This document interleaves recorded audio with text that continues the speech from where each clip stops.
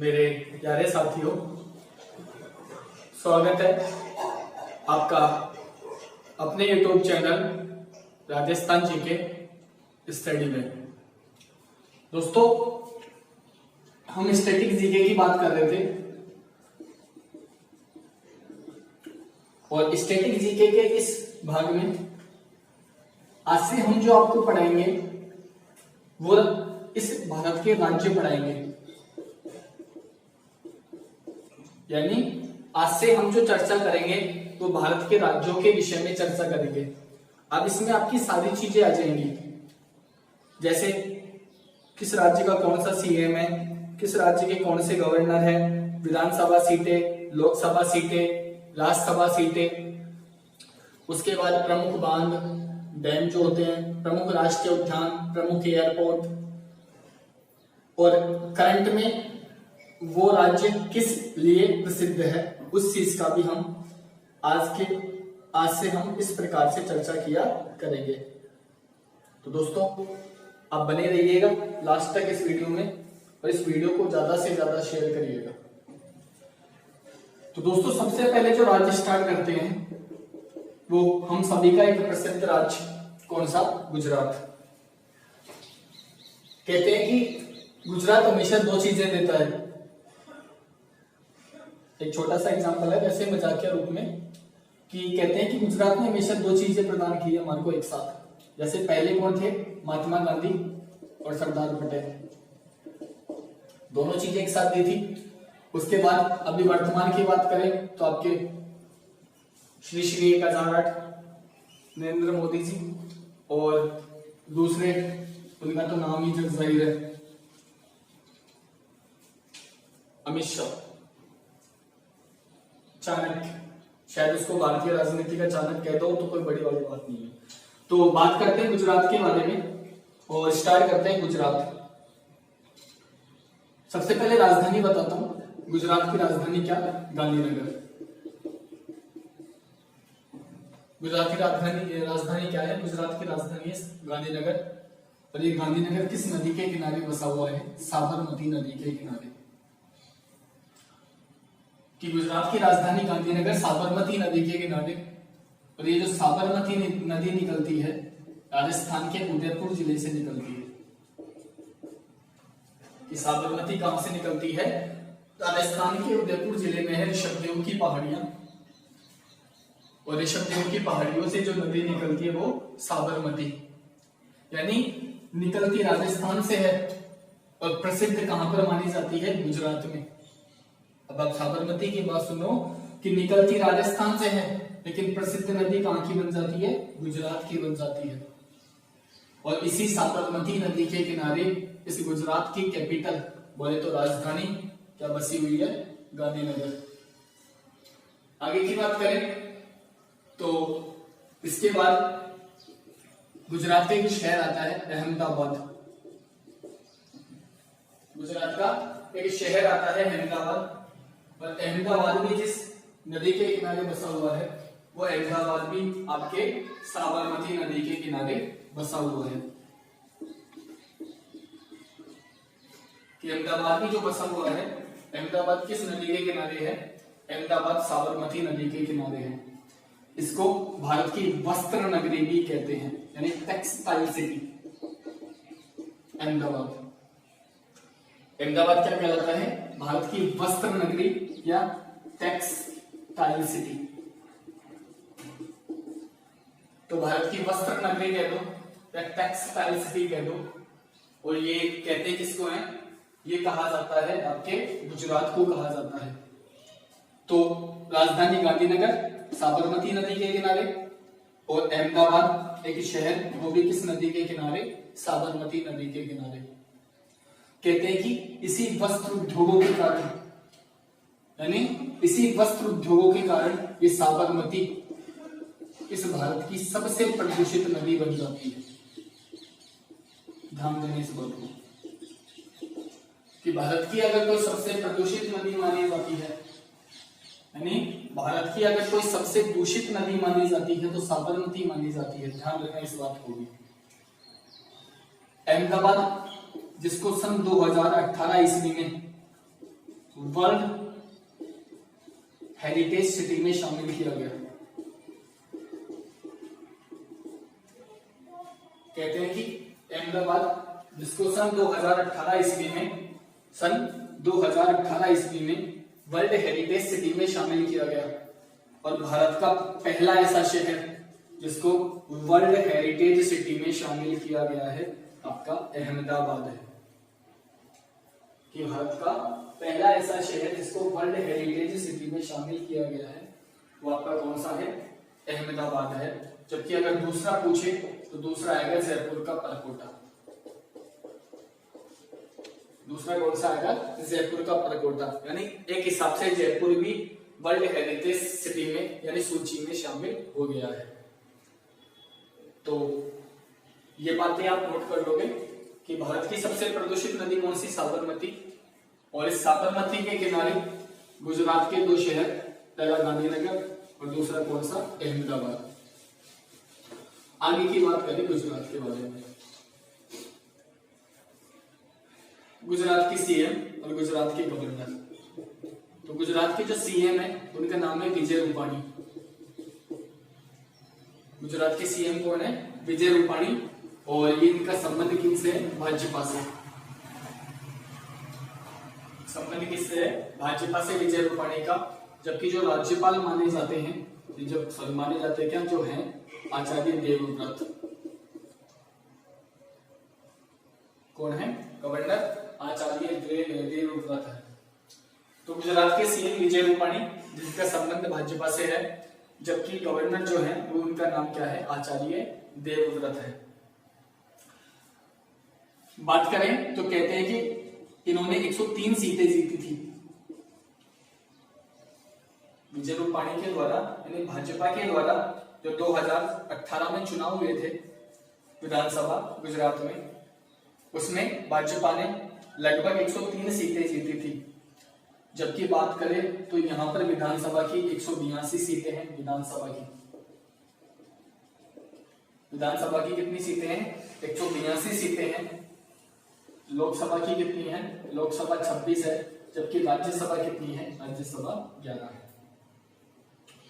कि CM Vijay Rupani, governor Acharya Devvrat, विधानसभा seat 182, Lok Sabha seat 26 और Rajya Sabha seat कितनी है? 11 है।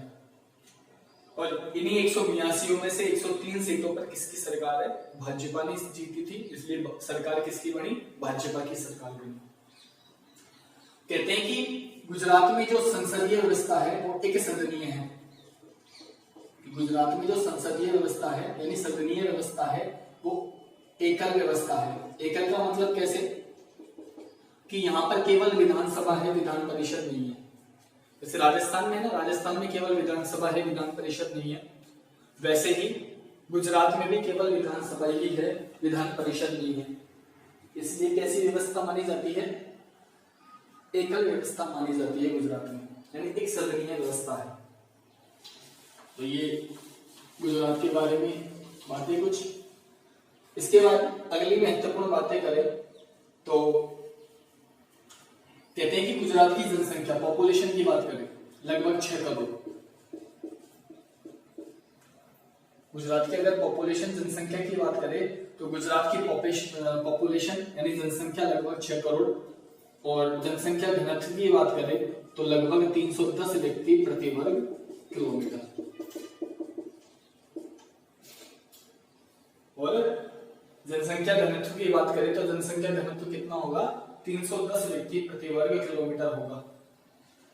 और क्षेत्रफल की बात करें तो क्षेत्रफल होगा लगभग 1,96,000 वर्ग किलोमीटर।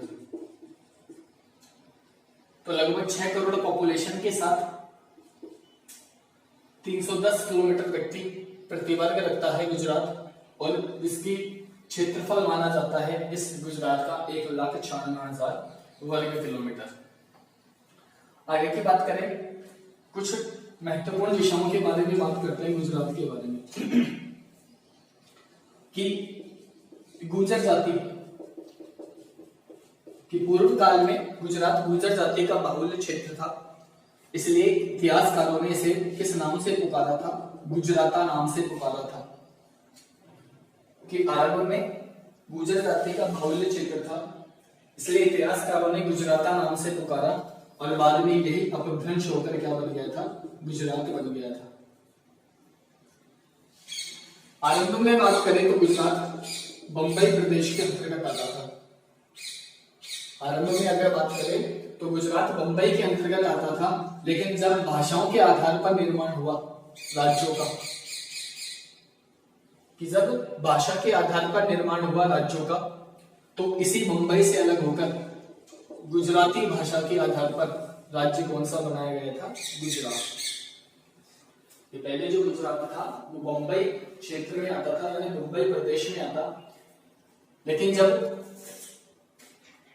भाषाई आधार पर राज्यों का निर्माण हुआ तो भाषाई आधार पर राज्यों का निर्माण करने के बाद एक भाषा थी गुजराती भाषा, और गुजराती भाषा के आधार पर क्षेत्र कौन सा बनाया गया था, गुजरात बनाया गया था। वैसे चलो तो आगे की बात बताऊंगा, दो चार बातें और करते हैं गुजरात के बारे में। गुजरात कहते हैं कि यहाँ पर जो मुख्य रूप से जनजाति पाई जाती है गुजरात में, ट्राइब्स यानी जनजाति, कि गुजरात में जो मुख्य रूप से जनजाति पाई जाती है उसमें पहली आती है भील, दूसरी आती है बंजारा, पहली आती है भील, दूसरी आती है बंजारा और तीसरी आती है डाफर। तो भील, बंजारा व डाफर यहाँ प्रमुख रूप से क्या पाई जाती है, जनजातियां पाई जाती है, कि भील, बंजारा व डाफर जो भील, बंजारा व डाफर यहाँ प्रमुख रूप से क्या पाई जाती है, जनजातियां पाई जाती है। जबकि बात करें तो यहाँ का जो प्रसिद्ध बंदरगाह माना जाता है वो कौन सा बंदरगाह माना जाता है, कांडला बंदरगाह, मुख्य रूप से बंदरगाह। ये मान लो ये गुजरात का ही नहीं भारत का भी प्रसिद्ध बंदरगाह माना जाता है। ये भारत का ही नहीं, सॉरी गुजरात का ही नहीं, भारत का भी प्रसिद्ध बंदरगाह माना जाता है। कौन सा, कांडला बंदरगाह। तो कांडला कहां पर है, आपके गुजरात में। कांडला कहां पर है, गुजरात में। और ये कैसा बंदरगाह है, ज्वारीय बंदरगाह है।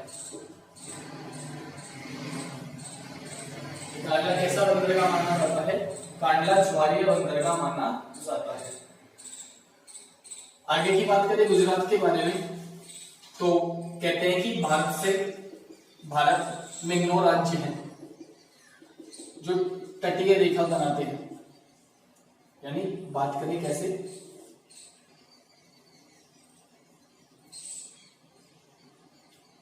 तो यहां पे आता है आपका गुजरात, ये आपकी पश्चिम दिशा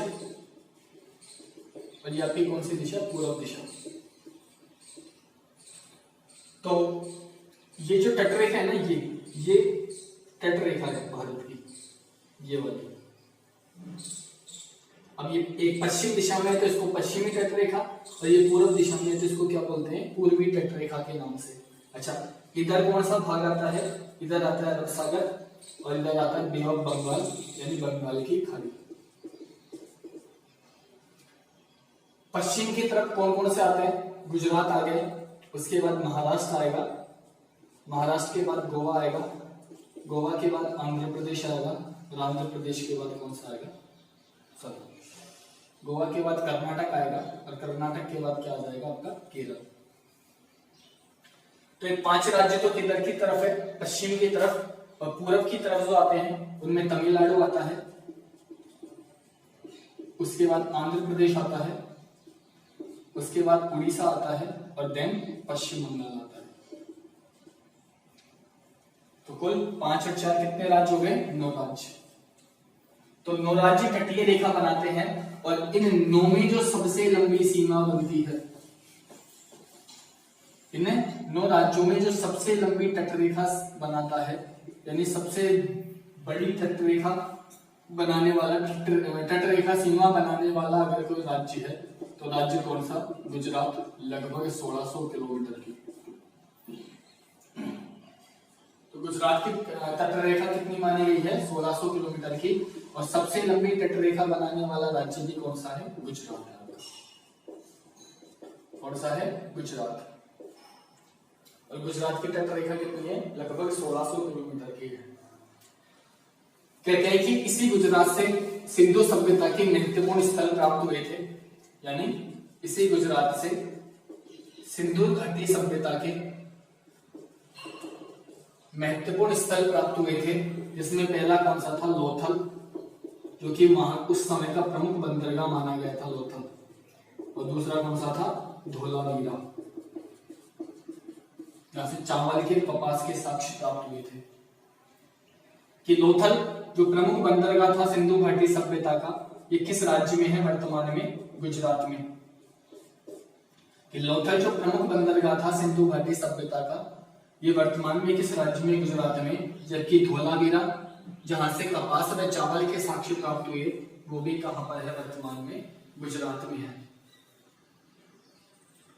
आगे की बात करें तो मैं 2-4 नदियां बताता हूं आपके इस गुजरात की। गुजरात की नदियों के बारे में बात करें तो मैंने अभी आपको साबरमती बताई थी, बताई। और साबरमती कहां से निकलेगी? उदयपुर से, राजस्थान, उदयपुर से। राजस्थान उदयपुर से निकलेगी और गिरेगी कहां पर? खंबात की खाड़ी में। गिरेगी कहां पर? खंबात की खाड़ी। और एक जो खंबात की खाड़ी है, किसका भाग है? अरब सागर का भाग माना जाता है। खंबात की खाड़ी किसका भाग है? अरब सागर का भाग है।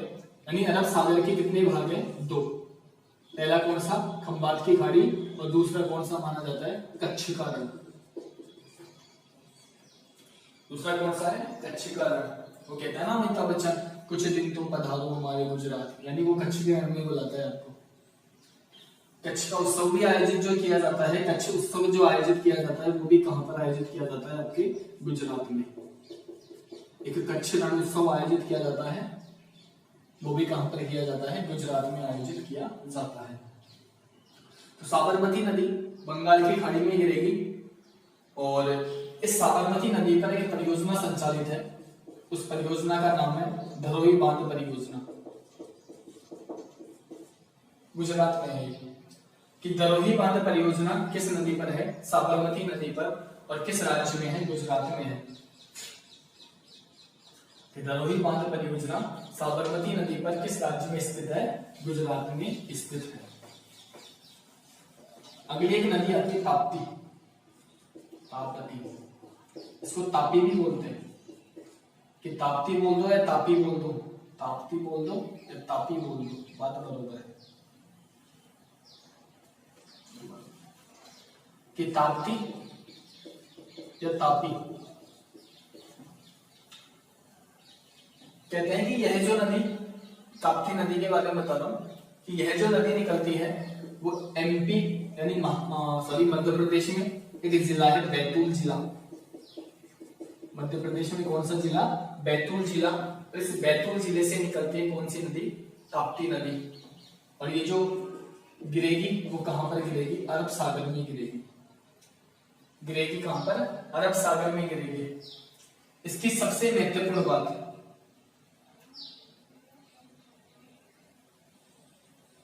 ताप्ती नदी के किनारे एक शहर बसा हुआ है और वो शहर कौन सा है? सूरत।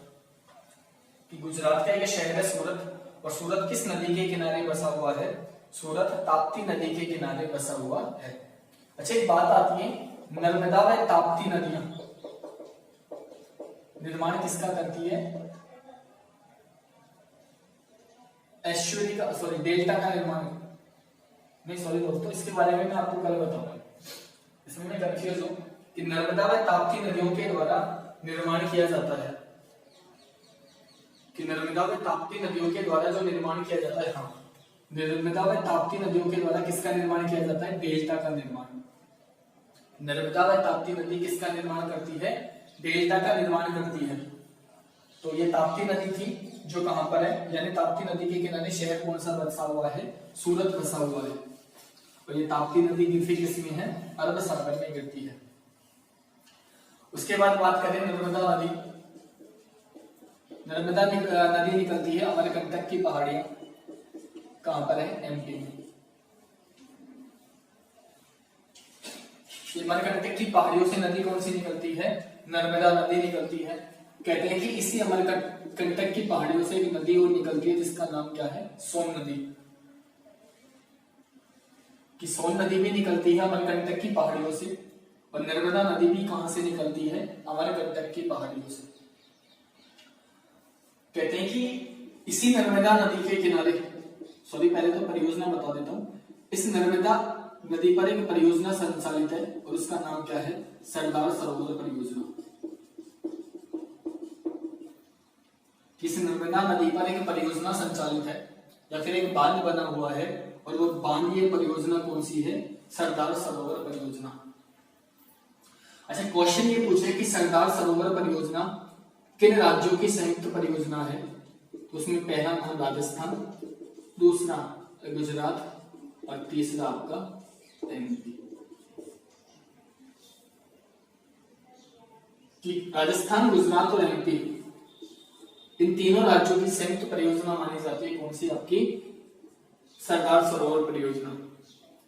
और सरदार सरोवर परियोजना किस नदी पर है? नर्मदा नदी पर। और राज्य पूछ ले आपसे, तो राज्य कौन सा? आपका गुजरात। राज्य कौन सा आएगा? आपका गुजरात आएगा। कहते हैं कि इसी नर्मदा के किनारे गुजरात में किस स्थान आता है? भरूच। इसी नर्मदा के किनारे गुजरात में किस स्थान आता है? भरूच। और इसी भरूच में निर्माण किया गया है स्टैचू ऑफ यूनिटी। लिबर्टी तो यूएसए में है, जबकि यूनिटी कहां पर है? अपने इंडिया में है। तो स्टैचू ऑफ यूनिटी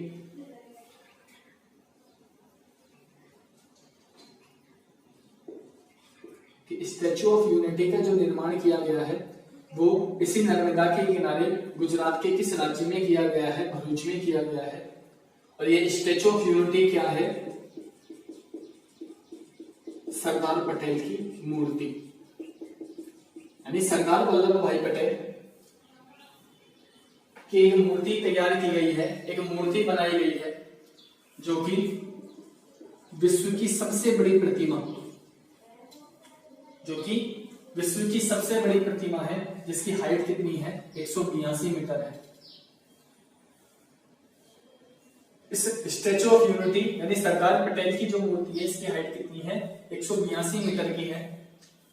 और इसका जो निर्माण किया गया है सरदार पटेल की मूर्ति यानी स्टैचू ऑफ यूनिटी का, वो किस नदी के किनारे? नर्मदा नदी के किनारे गुजरात के किस राज्य में? भरूच राज्य में किया गया है। कितनी ऊंची है? 182 मीटर की है। और इसका जो वास्तुकार माना जाता है यानी आर्किटेक्चर इस मूर्ति का, वो राम सुतार को माना जाता है। किसे माना जाता है?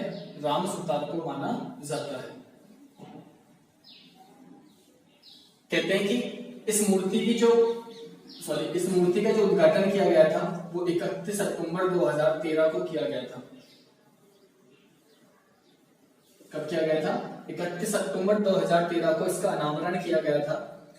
कहते हैं कि सरदार पटेल का जन्मदिन आता है 31 अक्टूबर को, कि सरदार पटेल का जो जन्मदिन मनाया जाता है यानी जन्मदिन जो आता है वो 31 अक्टूबर को आता है। और इस 31 अक्टूबर को एकता दिवस के रूप में मनाया जाता है। इस 31 अक्टूबर को किस रूप में मनाया जाता है? एकता दिवस के रूप में मनाया जाता है। और इस मूर्ति को भी अनावरण कब किया गया था? इसका 31 अक्टूबर यानी सरदार पटेल के जन्मदिन पर ही किया गया था। और वो कब आता है? आपके 31 अक्टूबर को आता है।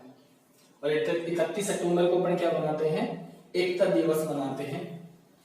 कहते हैं कि सरदार पटेल स्वतंत्र भारत के पहले उप प्रधानमंत्री थे,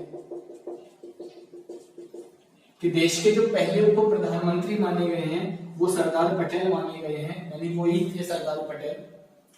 और सरदार पटेल को जो सरकार की उपाधि दी गई थी वो बारडोली महिलाओं के द्वारा दी गई थी, कि बारडोली सत्याग्रह हुआ था कि बारडोली सत्याग्रह हुआ था लगभग 1926 ईस्वी में, और इस सत्याग्रह की सफलता के बाद, इस बारडोली सत्याग्रह की सफलता के बाद वहां की महिलाओं के द्वारा वल्लभ भाई पटेल को किसकी उपाधि दी गई थी? सरदार की उपाधि दी गई थी।